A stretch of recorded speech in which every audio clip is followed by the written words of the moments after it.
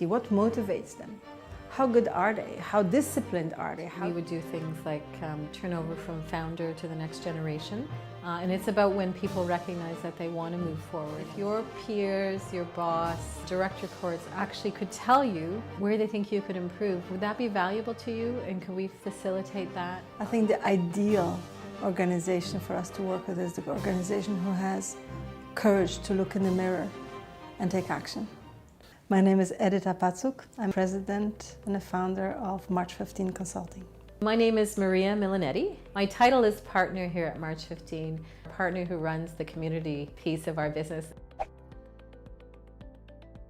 Particularly today, if any organization thinks about its sustainability and existence in the future, they need not only to think about the leadership cadre and pipeline that they have right now, the people whom they have sitting on the chairs right now, making the decisions and guiding the organization in a certain direction, but they need to start thinking about how do they prepare themselves for the future that's coming.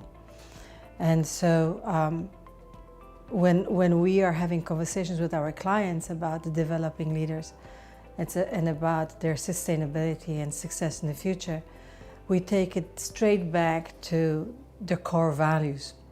What is really important for them as an organization? What distinguishes them from the competitions, from others? If you look at the organizations, it's not necessarily the products or the service that makes a difference between one and another, but it's that DNA that makes an organization special. So when we look at the sustainability of business, we really want organizations to be clear as to what do they want to celebrate, what do they want to promote, what do they want to be moving forward. And with that in mind, we help them figure out whom do they select, whom do they promote, and how do they help people to be the best that they can be within the framework of organizational values and organizational culture and organizational business direction. And so when we look at developing leaders, we look at allowing the individual to be the best that they can be and drive the culture that is aligned with strategic direction of the organization. I don't think we have answers to all the needs with respect to the leadership development, but the answers that we have are very good answers. We are brilliant at helping them assess the potential of the leaders. So our assessment is very astute and focused on finding the overlaps between what the organization needs, requires and desires and who they have. We are also very focused and very disciplined and very good in helping the organization figure out where is the gap, where are the gaps between where the individual is today and where they should be or could be moving forward, and how to support that transition. And that from many perspectives, from the individual perspective, having a concrete and bang-on strong development plan that they have to implement, but also from meso perspective on how do they interact with the teams, with whom do they network, with whom do they collaborate, and how do they collaborate, from whom do they learn, who are their mentors, who are their ideals, who are their coaches internally, and also on a macro level, how do they impact the organization at large. So our interventions are always from those perspectives. It's not only about helping a leader in its isolation, it's helping them in that gestalt of the organizational demand. When you look at the development, it's not only development to be promoted, right? It's development also to be the best that you can be in the role in which you are right now. So the coaching that in which March 15 is involved, it is not necessarily focusing on the topic or skill, but focusing on the level. So if I look at some of our coaches that are working with the directors and VPs, the senior management directors and VPs, they're often very tactical and pragmatic solution providers, problem solvers, very candid conversation facilitators or introspection facilitators who help a leader to figure out what is it I need to do with respect to running my business that can help me make the best and the most positive impact on the business. When we work with the most senior levels, we're often used as a sounding board. I worked a while ago with a senior leader who said to me, when I was promoted to this level, I was told that from now on I will be deprived of two things. One is bad food and the other one is truth. And he said to me, and so far it has been proven to be true. And the more I work with senior leaders, the more I see that they are lonely. So having someone from outside the organization with whom they can have uncensored, truthful conversations in which they can be more vulnerable. They can have a conversation that they can be pushed, they can be challenged. Because our coaches are not afraid. We have the courage to call a leader on a bluff or to say that doesn't make sense, which quite often organization does not take place because people treat you differently just because of the position that you are holding, right? So having a coach is important because it provides that safe spot to be honest, to be truthful, not to have a pause, not to have an image to uphold, but to really have someone with whom you can exchange thoughts, spar verbally, and come to the best solutions to the problems that you're facing as a leader. We want people to develop, we want them to advance, we want them to do what they want to do. Sometimes they're in the wrong spot, we want to help them to get into the right spot. Our fundamental belief is that people come, every one of us, with gifts and with things to offer, and they have to be in the right spot in order to offer them well. And the other thing that we do a lot of is we help people to gain self-awareness. So awareness of any sort allows us to develop. And so the very basic level, even if you did something like Myers-Briggs, it tells you a little about yourself, whether you're introverted or extroverted. But at the more complicated level, if your peers, your boss, your direct reports actually could tell you where they think you could improve, would that be valuable to you? And could we facilitate that and then work with you to see what you think you can improve? I wanted to ensure that we didn't have a formula to try and make leaders, number one, like each other or like us, but that we wanted to take those unique gifts and strengths that people have innately and work from that. Then when we do your assessment, we look at you as a human being and we try and see how you want to forward yourself and how we think we can help. And that's where the marriage of leadership development comes. It really isn't a dictatorial process. When you've been developing people for a while, you start to realize when you try and turn someone into something they're not, it's not helpful to them. You don't feel good about it. I mean, it's about integrity at the very basic level.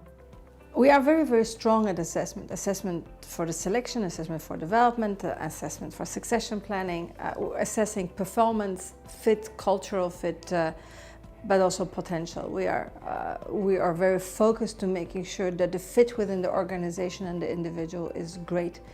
And fit within the organization is not only cultural, but also fit with the team and fit with the boss. So fit is a big word of in our assessment. But what I also find is that assessment is slowly becoming a commodity. So there are many tools right now in the market that promise that they will help you discover everything about the individual. You complete a questionnaire online, it costs you $30 and off you are, and you have the life of the individual in front of you. And some of the tools are brilliant. Please, I do not want to disregard or discredit the validity of the diagnostics that are available on the market. But particularly if talent retention and getting the best people to your organization is important, completing a questionnaire online really doesn't give you all the information you need to have to decide if the fit is great. That's where the judgment of the assessor comes. That's where our mixed activities, a variety, array of activities and exercises help us to ensure that we can predict things with greater precision. The other thing on the assessment side that I think is worth mentioning is we have a phenomenal new assessment for salespeople. If the organization wants to survive, they need to continue invest in the capabilities of their sales force. And so helping the organization to gather the intelligence about their sales force capability, what motivates them, how good are they, how disciplined are they, how truly do they understand the insights and the needs of the customers, can help the organization to be much more strategic and refined in how they deploy themselves and how they develop, how they support the sales leaders. So our sales assessment can be seen either as a broad assessment of doing a research and figuring out, so what is our sales force all about, and what are the levers we need to push and pull on in order to maximize the impact that the salespeople have on the bottom line of the organization's performance. But also on a one-on-one level, as a sales assessment, to use sales assessment and development planning as a retention strategy for your best salespeople. And particularly if you are aware if these are the salespeople who want to be salespeople till the end of their careers, or are they using sales only as a stepping stone to another role. So if you have those little pieces of information as to what motivates you, what drives you in sales, how do you go about connecting with the client, how do you prepare yourself for the call, how aggressive are you, how much insight can you or do you demonstrate when you are interacting with your customers. These are very interesting pieces of information for an organization to have, because then suddenly when it comes to a next cycle meeting for the salespeople, it's not only a celebration of we have done so much, but any development or activities are really focused on what the customer truly appreciates and wants. You're not going around sales with partially blinded eyes. You're much more shrewd. I'm also an expert in transition, so I think I've done transition in large and small organizations. And so I think the combination of having family business experience on a first-hand level and doing transition is a really good match. And I'm quite excited about that line of business. The work we do is about transition. So in fact, we would do things like turnover from founder to the next generation. And that next generation may not even be sons or daughters, and maybe nephews and nieces or the best friend of the family. And it's about when people recognize that they want to move forward and that they want to leave their legacy to someone else. We can ensure that the people who might be taking on the business, we won't call it inheriting the business because that's the biggest misunderstanding there is. I don't think you inherit a business necessarily. You somehow do a business transaction so that the business can go into the next generation's hands in a sensible way. So when we think about transition, it's about managing all those coordinates around how do the new people become as qualified, the new family members become as qualified as the founder was. And sometimes it does start with things like values, like what are the values that you have in your family that allowed you to build this business, and what do you want to be maintained? And there will be some values that will change through generations. So for instance, technology. If I think of my own father, I think when he sold his business, the reason he sold it is technology was overwhelming for him. So the founder and the group that's going to take over, if it be one person or two people in the family, have to really come to terms with how that's going to work so it doesn't cause strife in the family. It kind of has to all be on the table. So there isn't a 6 months later regret, and second guessing of that generation. It's really succession planning in family enterprise services, so handing it on to the next generation or another partner. And the other thing that we do is if the business is growing, maybe no one is leaving, but they want to start a new line of business and they want to know how they should structure the new line of business from the people side. Lots of people, lawyers, accountants can tell them how to structure from the business side. But we like to say we do the soft ROI or the people side, return on investment. It is about transitions and it's about business continuity. So I'd say that FES is about business continuity, whether that be handing the business down to the next generation or starting a new part of the business, or maybe there's going to be a piece of the business that will break off and one of the sons, daughters, or nephews or nieces will run that part of the business. It will be a partner business, but it will be quite separate and apart, and we'll negotiate how all that will work. If I have to summarize March 15, is we are an organization that helps our clients move their business forward by promoting and getting the best out of the people. And from that perspective, we touched upon the fact that we are good in helping the clients select the best talent, align them to the culture, develop to be the best.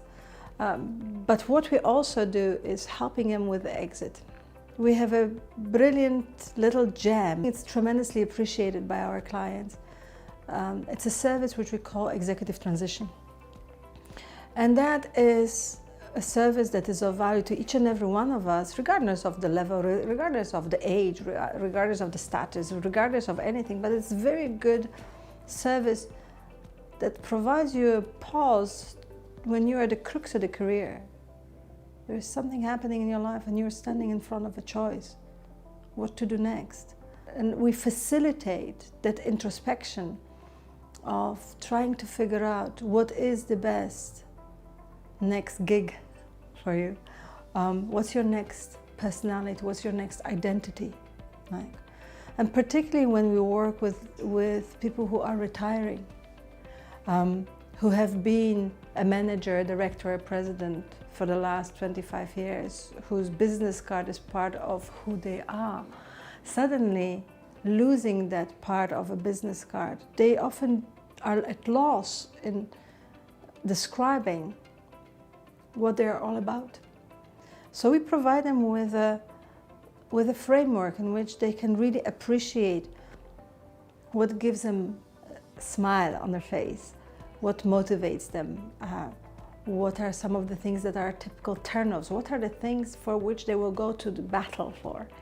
So what are their passions, what are their interests, but also we give them a picture as to how do they currently spend their life, and we provoke an introspection if it's good or bad. Because these are the initiatives that give me tremendous amount of satisfaction. I just love seeing the transformation of a leader from being lost, thinking that when they retire they will just go to the beach and be happy, to redefining what their purpose in life is, finding what's their greater calling, and really being clear where is it that they can make impact and difference, not only on their material life around, so me, myself, with my family, my husband, my children, etc., but really on a larger spectrum. So what's the impact that I can make on my community? What's the impact that I can make on the society? Where is it that I can actually leave a legacy and a footprint that is meaningful, not only for me right now, but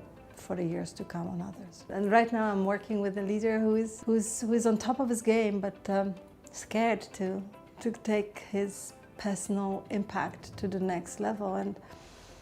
And so dealing with that anxiety and lack of congruence, and seeing him almost being trapped in the cage that he's built around himself called my image, being able to create a safe space for him to transition, to think through issues on a little bit deeper level. We don't promote introspection in business, I find, lately.